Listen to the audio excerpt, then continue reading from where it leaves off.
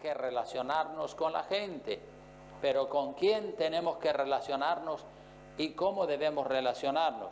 Así que hoy vamos a ver lo que dice la palabra de Dios en cuanto a con quién debemos relacionarnos y cómo, de qué manera debemos relacionarnos con la gente, dependiendo de lo que cada persona sea.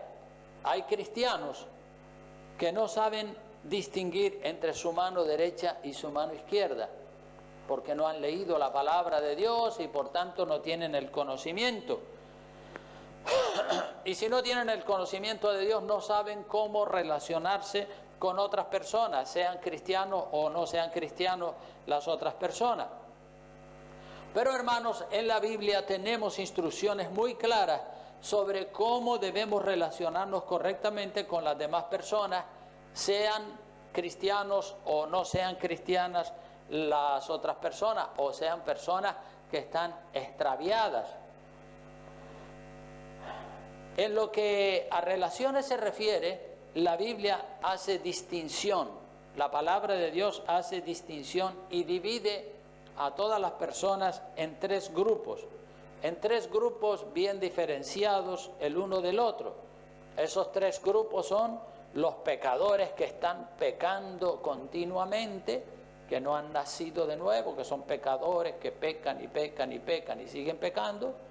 Después están los cristianos nacidos de nuevo, que tienen a Cristo en el corazón y viven un cristianismo radical. Y también tenemos un tercer grupo que son los extraviados, de los cuales vamos a hablar en esta mañana, para que ustedes puedan identificar si una persona es cristiano nacido de nuevo, si es un inconverso que no ha conocido nada de Dios, o si es una persona extraviada que fue cristiano y que se extravió por un camino equivocado. Entonces, de esos tres grupos vamos a hablar en este día y ver qué dice la palabra de Dios sobre cómo debemos relacionarnos con estos tres grupos, con otros cristianos como nosotros, o con los inconversos que no han nacido de nuevo, o con personas que fueron cristianas en su momento, en una época, y ahora se le consideran extraviados, personas que están fuera del camino del Señor.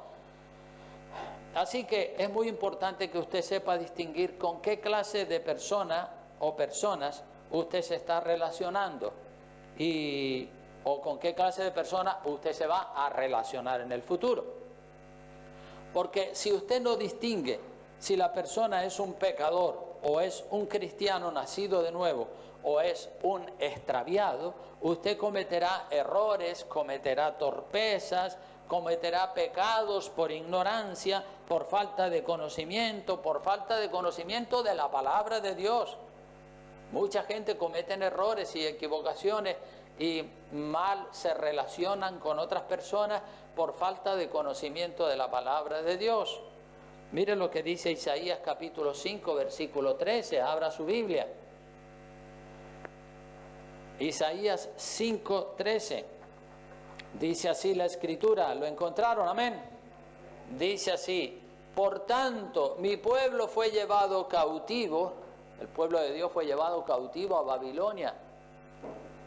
Dice, porque no tuvo, ¿qué es lo que no tuvo?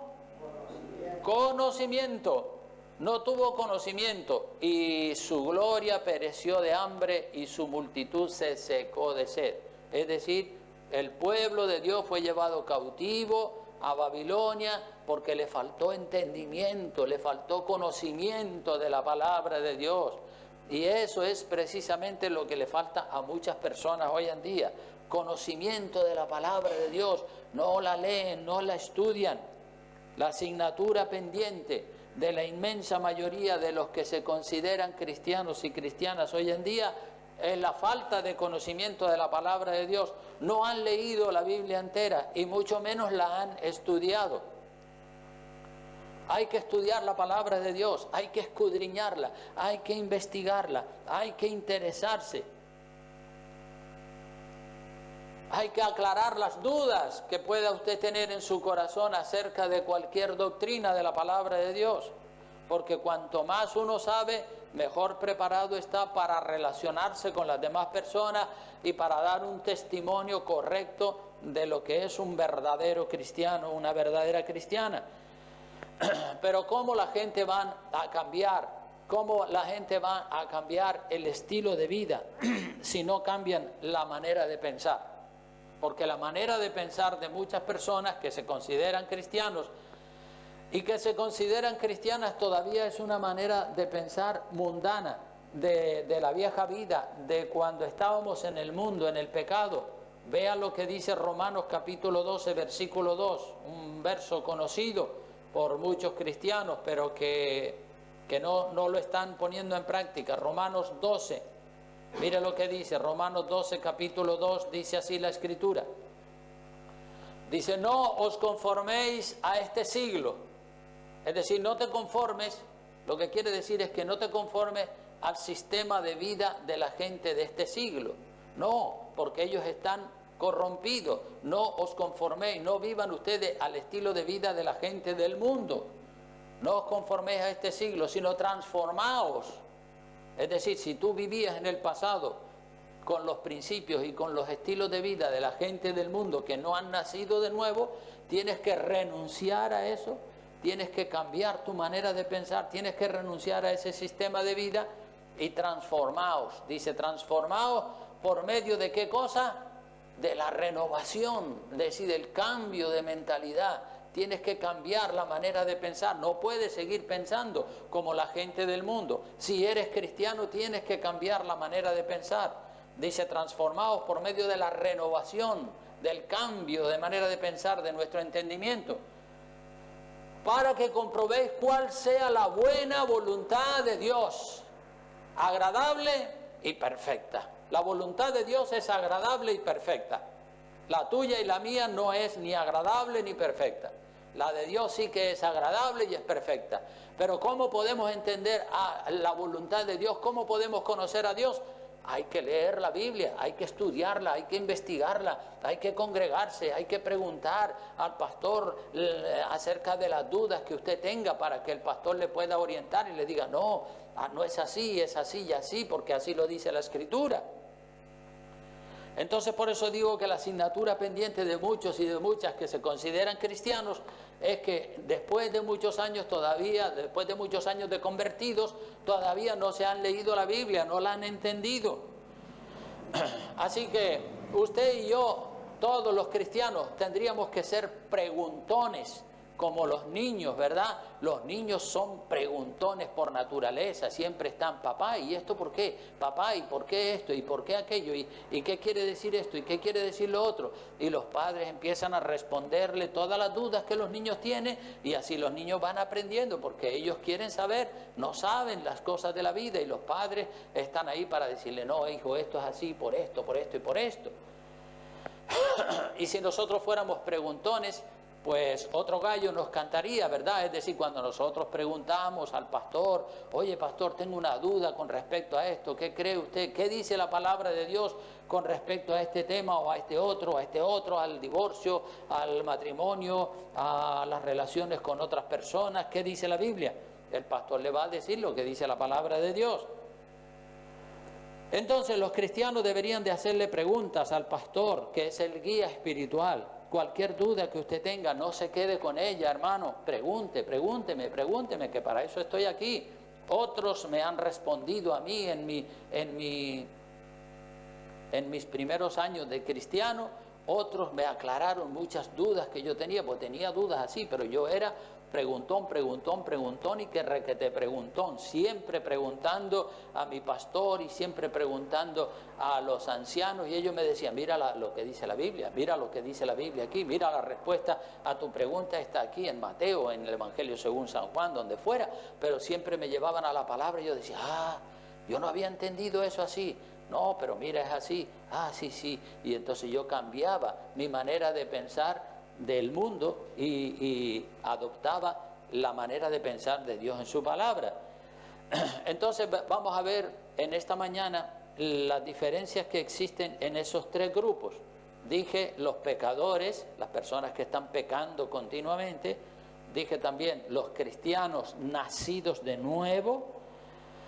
Y un tercer grupo llamados los extraviados, los que fueron cristianos durante una época y luego se extraviaron, se apartaron.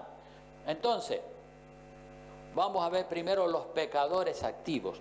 Cuando hablamos de los pecadores activos, son personas que nunca en su vida han conocido a Dios, ¿verdad? Tenemos que identificar.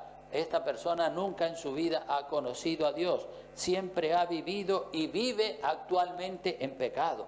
Los pecadores activos fornican, adulteran, codician, roban, mienten, son presumidos, son arrogantes, son materialistas, son mundanos, se emborrachan, hay prostitutas entre ellos, otros son ateos, incrédulos, inmorales, otros son idólatras, etcétera, etcétera, etcétera. Con respecto a esos pecadores y a esas pecadoras, los cristianos nacidos de nuevo nos tenemos que separar de ellos. No debemos compadrear con ellos, no debemos de tener una relación estrecha con esos pecadores y mucho menos emparentar con ellos en matrimonio, ni tener una asociación con ellos, sino que esos son pecadores. Nosotros fuimos pecadores, pero ahora no somos pecadores, fuimos pecadores y ahora somos pecadores arrepentidos. Es decir, ahora no practicamos el pecado. Si somos cristianos tenemos que vivir en santidad. No se puede decir, soy un cristiano y sigas haciendo lo mismo que hacía antes de convertirte. Entonces no eres cristiano.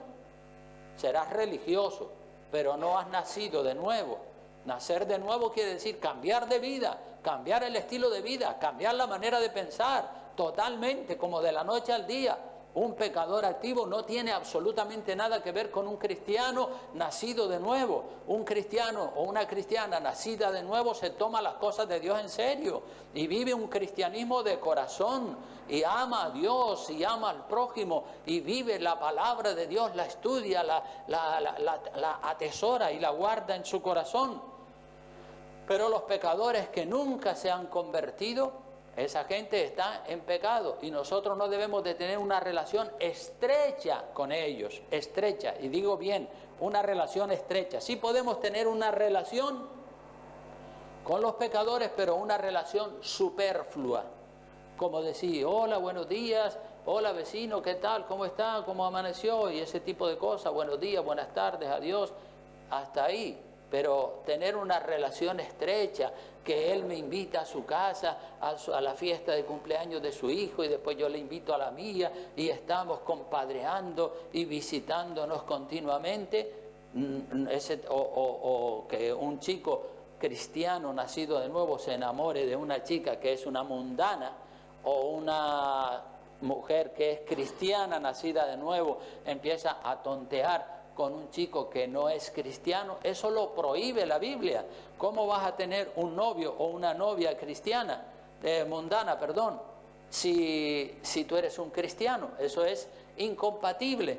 Veamos lo que dice 2 de Corintios, capítulo 6, versículo 14 al 18. 2 de Corintios, capítulo 6, versículo 14 al 18. Dice así la palabra de Dios. Dice, no os unáis en yugo desigual. Yugo desigual es un matrimonio mixto donde uno de los dos es cristiano y el otro es un incrédulo, un inconverso. Dice, no, por supuesto, si Dios no quiere que te cases con un inconverso, es evidente que no quiere que seas novio o novia de ese inconverso. Así que no os unáis en yugo desigual con los incrédulos. Y luego dice la palabra de Dios, dice, porque qué compañerismo tiene la justicia con la injusticia y qué comunión la luz con las tinieblas. No hay nada que ver, no hay ninguna relación. El verso 15 dice, y qué concordia Cristo con Belial, es decir, Cristo con el diablo. ¿Qué tiene que ver Cristo con el diablo? Nada. ¿Qué tiene que ver? Dice, ¿y qué acuerdo hay? El verso 15 dice, ¿o qué parte el creyente con el incrédulo? Nada, no tiene nada, no hay ningún punto de común acuerdo. Verso 16 dice, ¿y qué acuerdo hay entre el templo de Dios y los ídolos? Absolutamente nada, como de la noche al día. Dice, porque vosotros, ustedes y yo, si de verdad hemos nacido de nuevo, ¿qué es lo que somos? Dice la Biblia, templo del Dios viviente. Templo, nosotros, nuestro cuerpo es templo de Dios. ¿Cómo puede unirse nuestro cuerpo, que es templo de Dios, con uno o con una que es templo de Satanás, es templo del diablo, es templo de la incredulidad? Dice el verso 16 a mitad, dice, como Dios dijo, habitaré y andaré entre ellos y seré su Dios y ellos serán mi pueblo. Por lo cual, fíjate lo que dice, por lo cual, es decir, por estas razones contundentes y de peso, salid de en medio de ellos y apartaos, dice el Señor, y no toquéis lo inmundo, y yo os recibiré, y seré para vosotros por padre, y vosotros me seréis hijos e hijas, dice el Señor Todopoderoso. Apartarnos de la gente del mundo, completamente apartados. Si leemos Apocalipsis capítulo 18, versículo 1 al 4, también nos manda apartarnos de la gente mundana, de las religiones paganas, llenas de ídolos, llenas de idolatría, como es el caso de la Iglesia Católica, que está llena de ídolos. Dice Apocalipsis 18, verso 1 al 4, después de esto vi otro ángel descender del cielo con gran poder, y la tierra fue alumbrada con su gloria. Y clamó con voz potente diciendo, ha caído la gran Babilonia, y se ha hecho habitación de demonios y guarida de todo espíritu inmundo y albergue de toda ave inmunda y aborrecible, porque todas las naciones han bebido del vino del furor de su fornicación, y los reyes de la tierra han fornicado con ella, y los mercaderes de la tierra se han enriquecido de la potencia de sus deleites. Aquí está hablando de manera figurada acerca de la Iglesia Católica, ¿verdad? Que, como dice el verso 3, todas las naciones han bebido del furor de su fornicación. La fornicación es la idolatría, ¿verdad? Hay dos clases de fornicación. Fornicación física, entre dos cuerpos de dos personas solteras, o también fornicación espiritual. Fornicación espiritual es adorar los ídolos y las imágenes en lugar de adorar al Dios vivo y verdadero. Por eso de manera figurada está en el verso 3 hablando de la Iglesia Católica, porque todos los reyes de la tierra, pues ustedes saben que la Iglesia Católica siempre está mezclada con los gobiernos y con los reyes de la tierra, y los reyes van y le rinden pleitesía al obispo, al papa, y hay como una relación muy íntima, muy estrecha entre la Iglesia Católica y los obispos y toda la jerarquía católica con los reyes de la tierra, cuando la Biblia dice que tenemos que separar lo que es cuestiones de fe de las cuestiones de política. Dice que se han enriquecido de la potencia de sus deleites. Y oí, verso 4 dice, y oí otra voz del cielo que decía, salid de ella, salid de ella, salid de ese mundo de idolatría, de ese mundo de paganismo que hay en la Iglesia Católica y en otras iglesias que son también idólatras. Salid de ella, pueblo mío, para que no seáis partícipes de sus pecados ni recibáis parte de sus plagas, porque sus pecados han llegado hasta el cielo y Dios se ha acordado de sus maldades.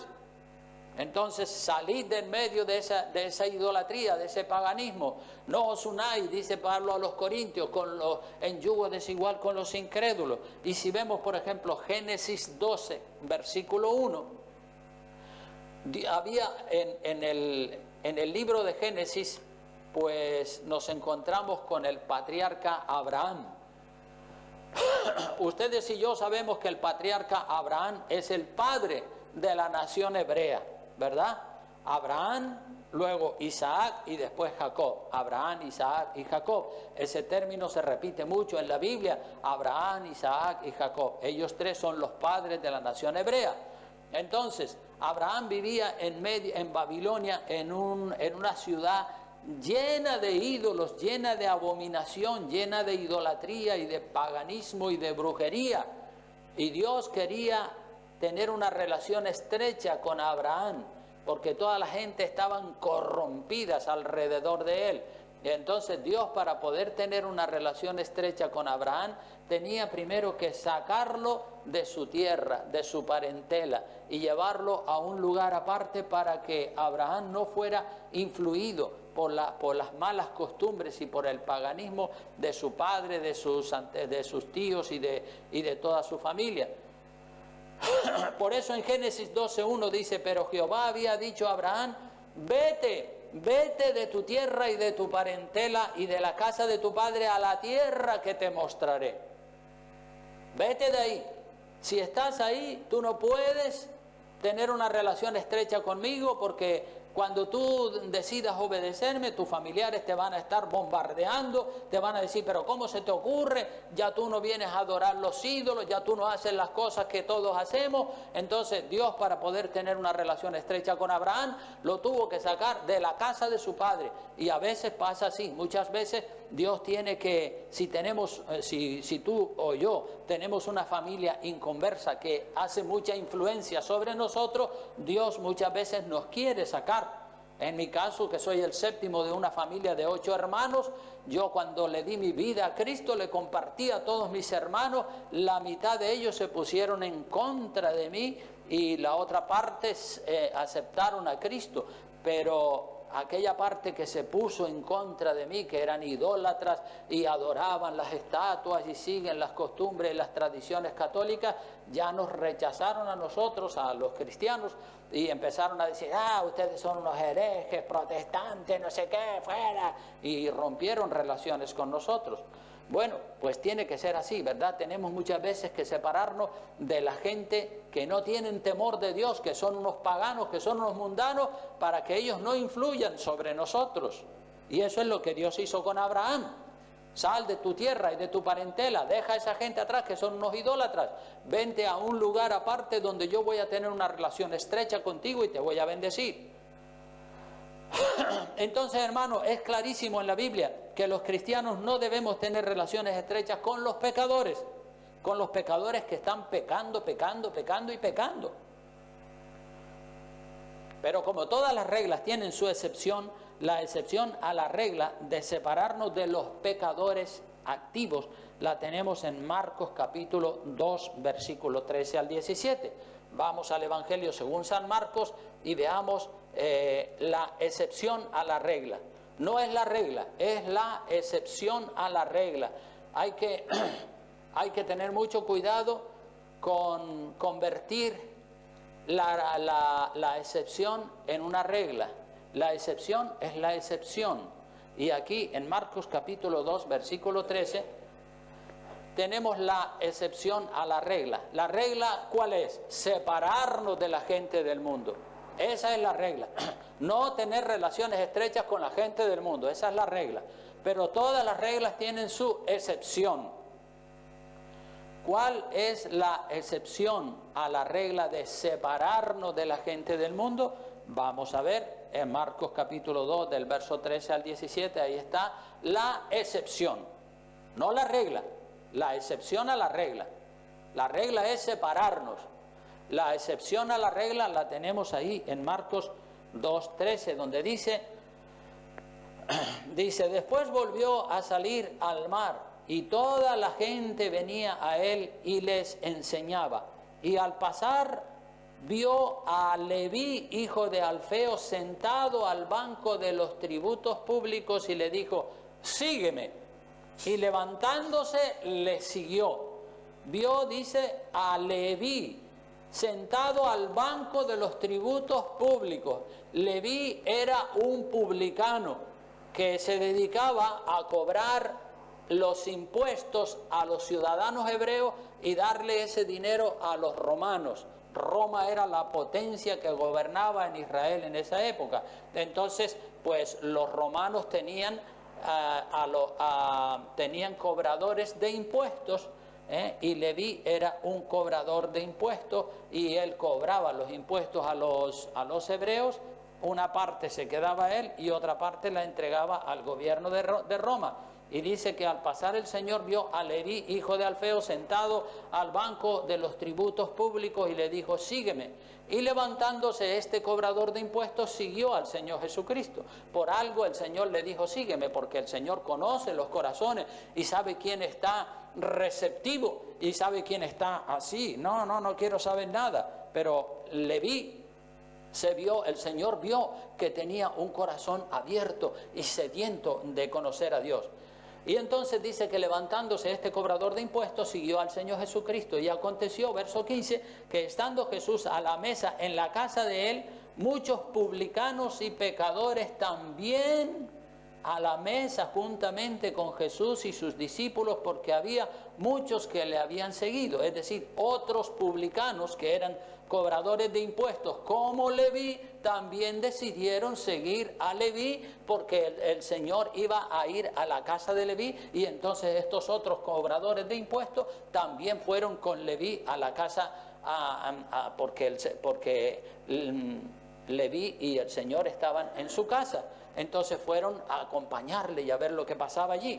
Y mira lo que dice en el verso 16. Y los escribas y los fariseos que estaban siempre observando y mirando, dice, viéndole comer con los publicanos y con los pecadores, es decir, con los cobradores de impuestos y con gente pecadora del mundo, ladrones, borrachos, prostitutas, de todo, los fariseos, viéndole comer con publicanos y con los pecadores, dijeron a los discípulos del Señor, le dijeron, ¿qué es esto que él come y bebe con los publicanos y pecadores?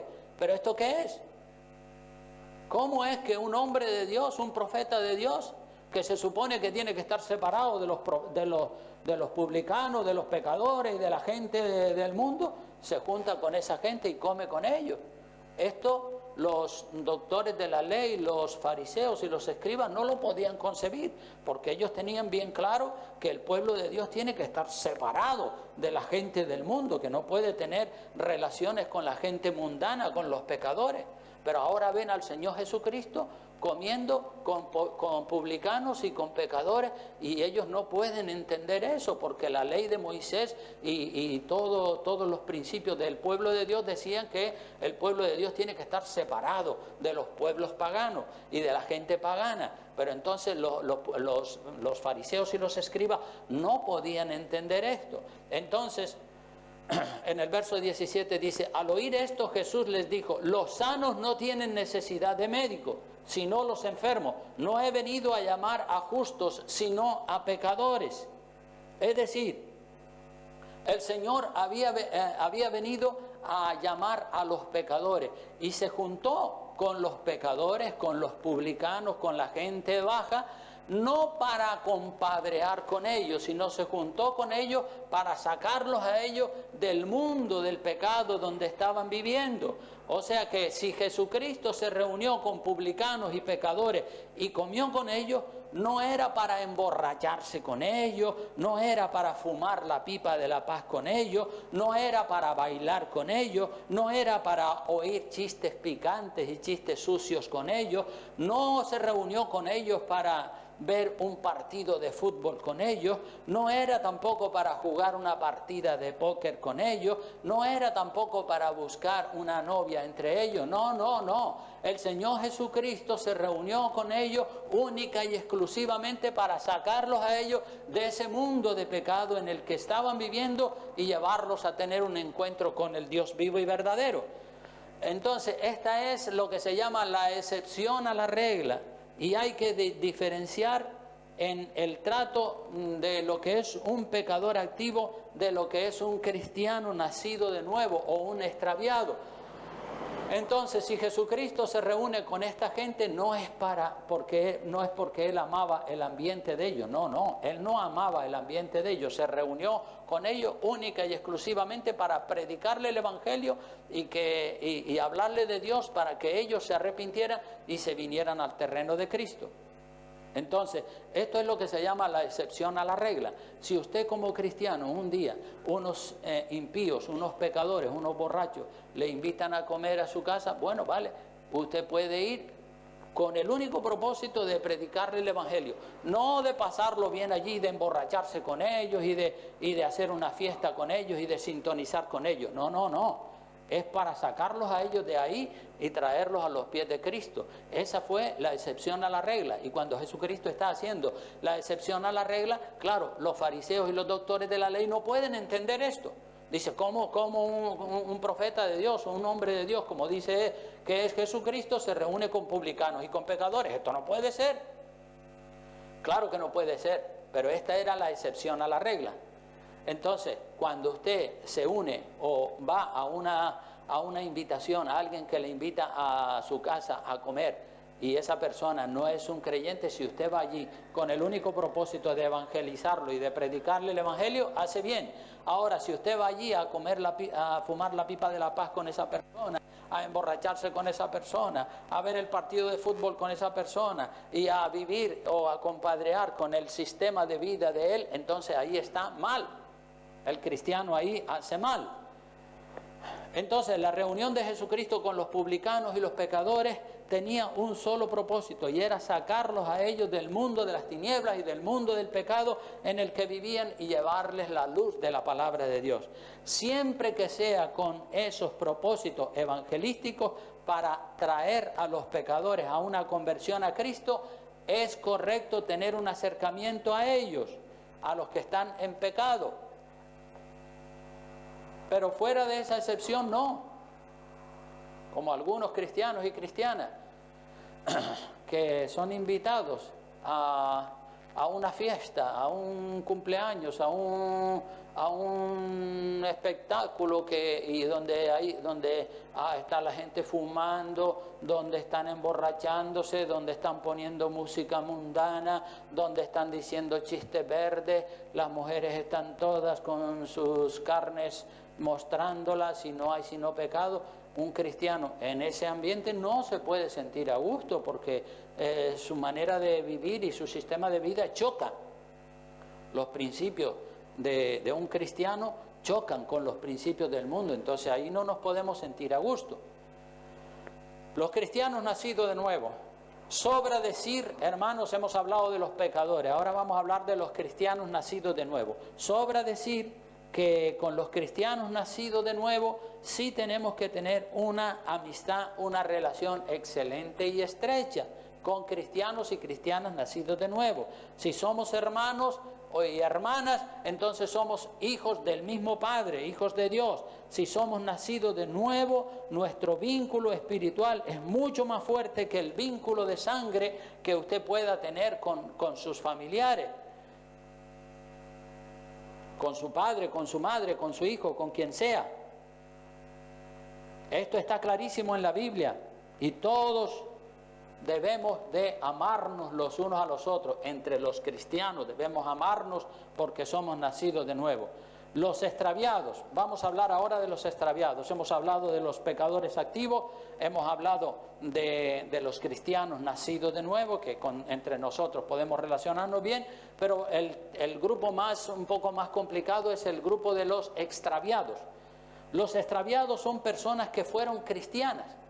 Escuche bien, los extraviados son personas que fueron cristianos o cristianas y que estaban en el buen camino. Extraviarse quiere decir perderse.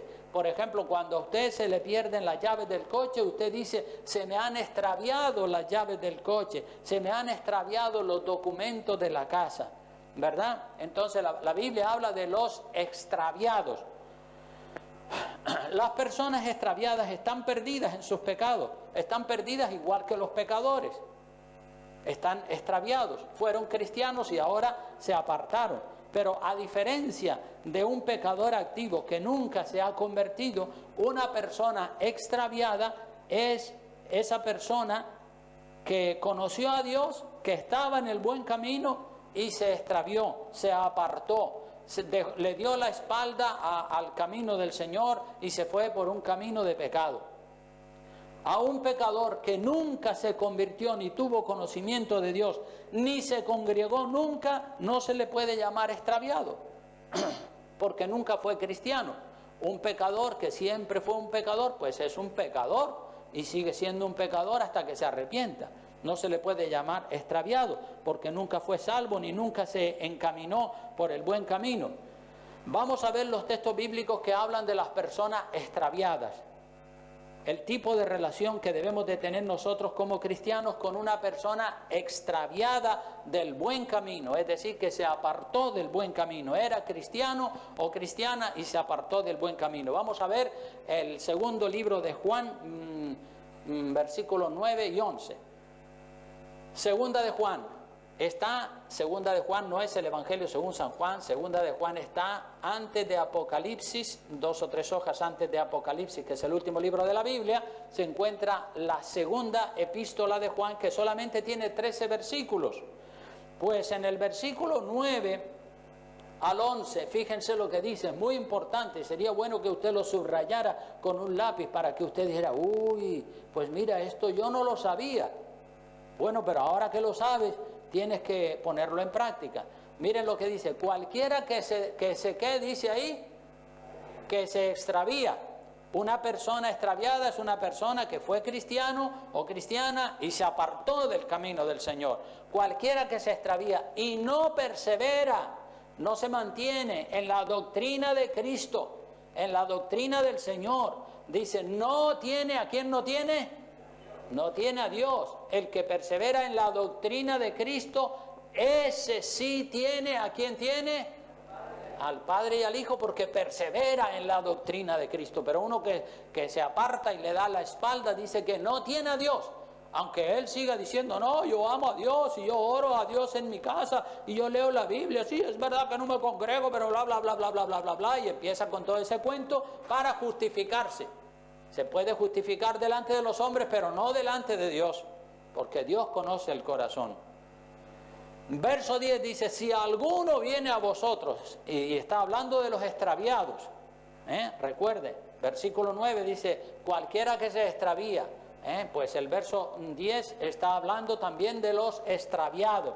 Dice, si alguno viene a vosotros y no trae esta doctrina, ¿qué doctrina? Pues la que dice el verso 9. El verso 9 dice, si no persevera en la doctrina de Cristo, no tiene a Dios. Si no persevera en la doctrina de Cristo, no tiene a Dios. Y si una persona que fue cristiano y le dio la espalda a la doctrina de Cristo, ahora viene a vosotros, como dice el verso 10, y no trae esta doctrina, la doctrina de Dios, dice, ¿qué es lo que dice ahí? Fíjese que lo que dice ahí es fuerte. ¿Qué dice? No lo recibáis. A ese extraviado o extraviada no lo recibáis en casa ni le digáis bienvenido. Fue cristiano, pero ahora ya no lo es. Y si usted le dice, oh, bienvenido hermano, y usted sabe que está con una falsa doctrina, usted está participando. Dice el verso 11, dice, porque el que le dice bienvenido, ¿qué pasa con él? Participa de sus malas obras. Fíjate, el que le dice bienvenido a una persona extraviada que no tiene la doctrina de Cristo, participa de sus malas obras. Así que si una persona no persevera en la verdad absoluta de Dios, no tiene a Dios, no tiene a Jesucristo. Y si usted conoce a la persona, pues ya tiene que plantarle cara.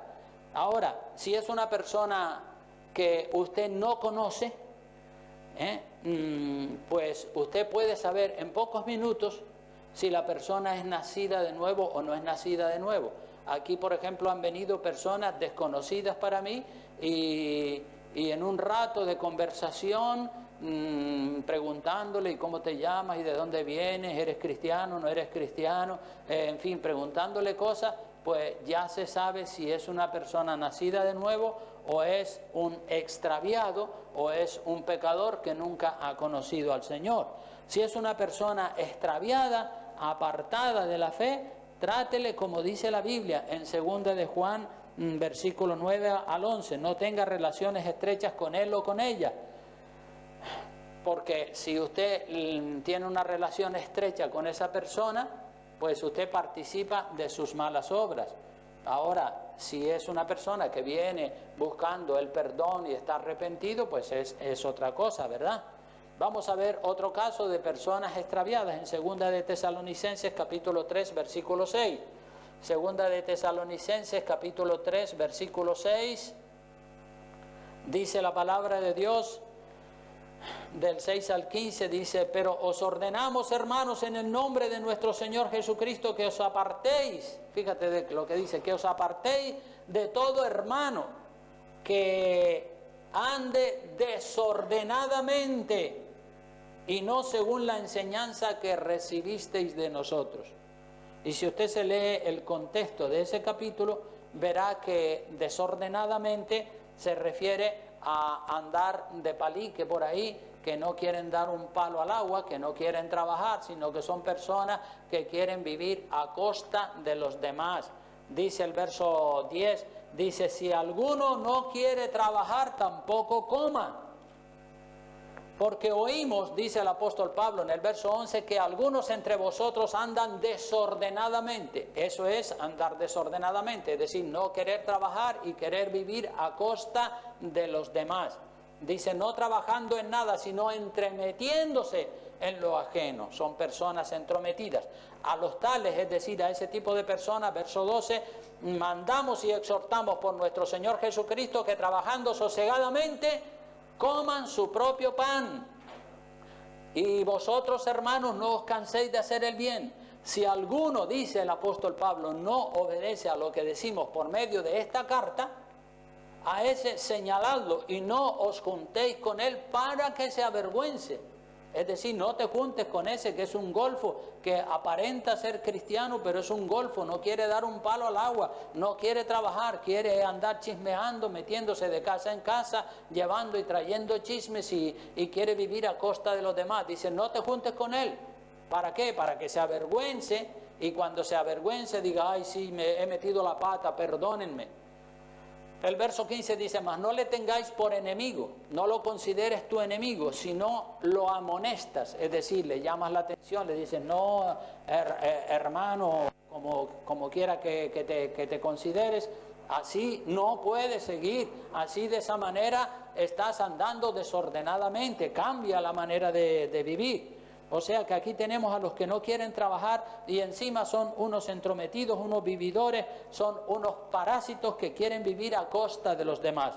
Estos también están extraviados y hay que mantenerlos a distancia, no juntándonos con ellos ni compadreando con ellos para que se avergüencen, como dice el versículo 14, pero no le tengamos por enemigo. Es decir, mantengamos una relación distante, no queremos tener una relación estrecha, sino mantenerlos a raya hasta que ellos se avergüencen y se conviertan de verdad como debe ser. Y tenemos que tener pena por ellos, ¿verdad? Y amonestarlos significa llamarles la atención para ver si se vuelven al buen camino y dejan el pecado y dejan el error. Ya voy terminando, pero tenemos otros extraviados que son también los que causan divisiones. Y esto también existen muchos, los que causan divisiones, los que procuran formar un grupito en la iglesia con el propósito de sacarlo de la iglesia. Aquí los hemos tenido. Dice Tito capítulo 3 versículo 10, vaya conmigo a la epístola de San Pablo a Tito, capítulo 3, versículo 10, ahí tenemos otro tipo de personas extraviadas también. Dice: al hombre que cause divisiones después de una y otra amonestación, deséchalo. Es decir, el hombre que está juntando, que está buscando una amistad estrecha con los hermanos de la iglesia para después decirle: vámonos de esta iglesia, yo voy a ser el pastor en tal sitio, y abandonen esa iglesia. Aquí los hemos tenido, aquí hemos tenido muchas personas que han dividido la iglesia, y para formar la iglesia de ellos han cogido a los más cercanos, a las amistades más cercanas que tenían aquí, y les han dicho: vengan conmigo, que yo voy a ser el pastor en otra iglesia. Y se los han llevado, los han seducido. Es decir, eso es una división, y la división es del diablo, eso no es de Dios. Dividen iglesias, sacan miembros de otras iglesias para formarla de ellos. Si quieren formarla de ellos, que vayan a buscar al mundo, afuera, al pecado, no vengan a sacar los miembros de esta iglesia. Y tenemos también personas que están extraviadas o que están perdidas incluso dentro de la misma iglesia. El apóstol Pablo coincide con el Señor Jesucristo con eso de comer con los pecadores, pero vamos a ver lo que dice la palabra. Primera de Corintios 5, del 9 al 13. Primera de Corintios, capítulo 5, versículo 9 al 13. Fíjense que el apóstol Pablo tenía bien claro, y él hace diferencia a lo que son pecadores empedernidos, con lo que son pecadores que se llaman cristianos. Fíjense lo que dice. Dice Primera de Corintios 5, ya con este verso termino, Primera de Corintios 5 del 9 al 13, la diferencia entre lo que es un extraviado, un pecador que está dentro de la misma iglesia, y se llama hermano o hermana, y lo que es un mundano que nunca ha conocido a Dios.